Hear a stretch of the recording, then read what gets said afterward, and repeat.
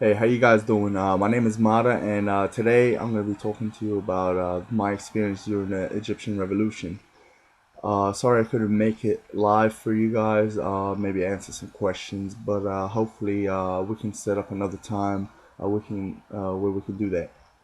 I'm originally from Egypt, but my family and I moved to New Zealand at the age of 8, and I ended up leaving New Zealand to come over to the States at the age of 18 and play college basketball.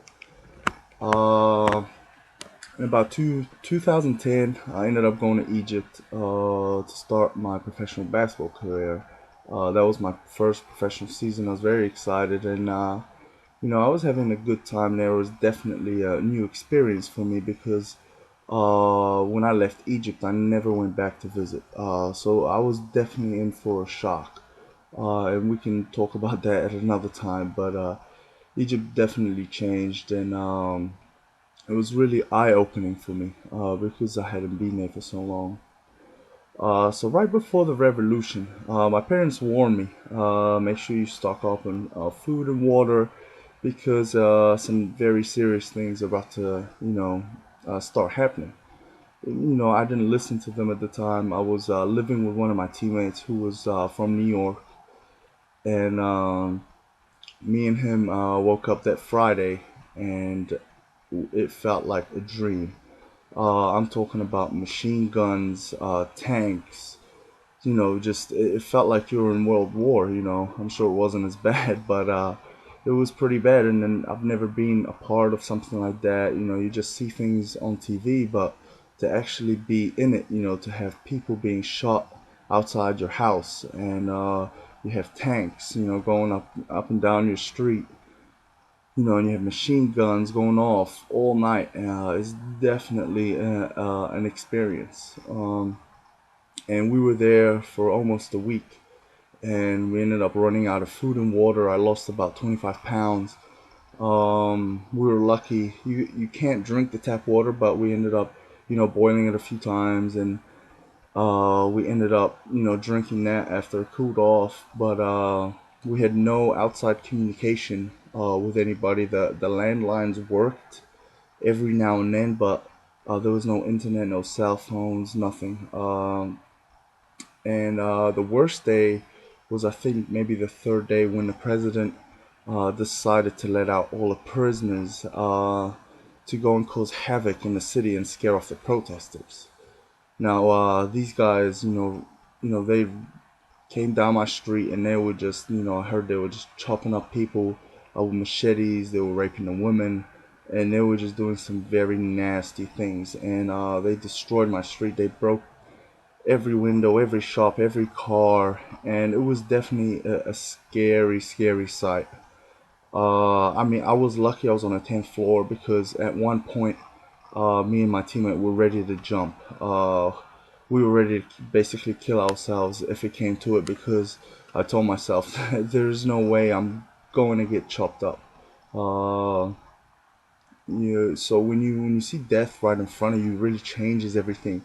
It really makes you think about life, and you really find out how short it really is. And life is short, life is fragile. So you must be happy and know that you're blessed every single second because it can be all taken away just like that.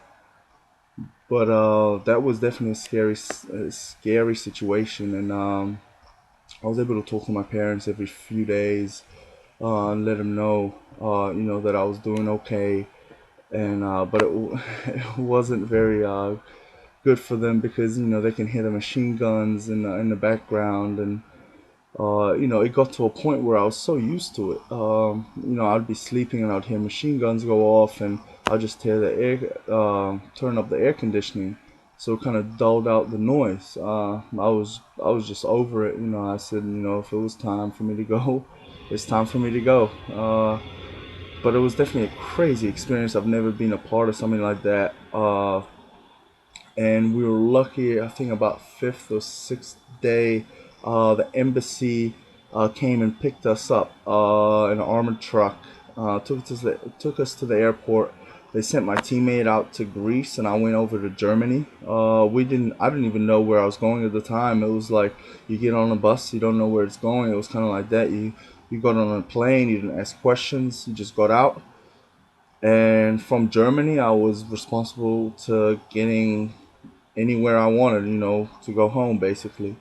Uh, but once I landed in Germany, I was seeing things on the news, and people were watching the news about the Egyptian revolution, and it was crazy to think that I was really a part of that. And one thing I noticed was, for example, they at the time when I got out of Egypt, they said I think there was only about 200 people had died, and I know there's no way that is true. That number is way too low.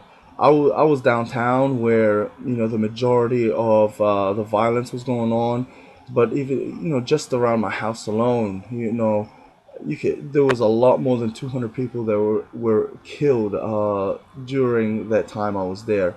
Uh, so I believe the media was maybe trying to cover up a little bit of it, but it was a lot worse in real life than what they made it seem to be on TV.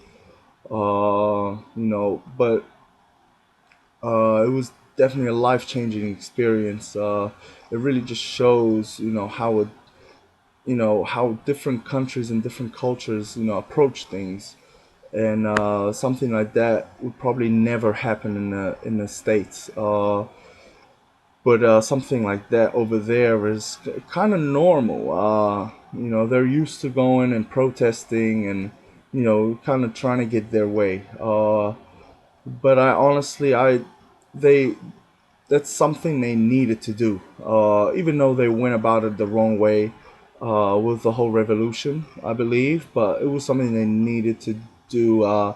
They've been oppressed for over 30 years by Hosni Mubarak, and it was a really tough time for them. That's why my parents left Egypt. And the first day I was in Egypt, I called them to thank them because, I'm blessed to have gotten out of there. I mean, it's my home country. I always love it, but it's not really a great place to be or grow up. It's because the government is so corrupt on another level that you just don't understand. When I was there, it even corrupted me. I ended up bribing cops, and it's normal there. Money talks over there. You with money, you can get away with murder. It's crazy. You can do anything you want there if you have money, if you have power. There are no rules. So it's definitely it's shocking to come from the States where everything's about rules. You can get sued over the smallest things. There's so many rules. You have to be careful what you do, and you have to sign contracts, and you have to make sure everything you do is legal. Well, over there, anything goes. And if you have money, you're not worried about anything because you can pay off whoever you need to pay off to get out of any trouble you're in. Uh, so it's just eye opening to be a part of something completely different than New Zealand and America, something that I was used to, the Western culture, and to go back over there and to see the things that were going on. I was just like, wow. But there's a lot of I have a lot of stories about Egypt, but today I just wanted to mainly talk about the revolution and my experience during that time. So I hope you guys enjoyed it. If you have any questions, ask your professor, and he can email me, and I'll let him know the answers, or I can make a new video about the answers. But hope you guys have a great day, and I'll see you guys later.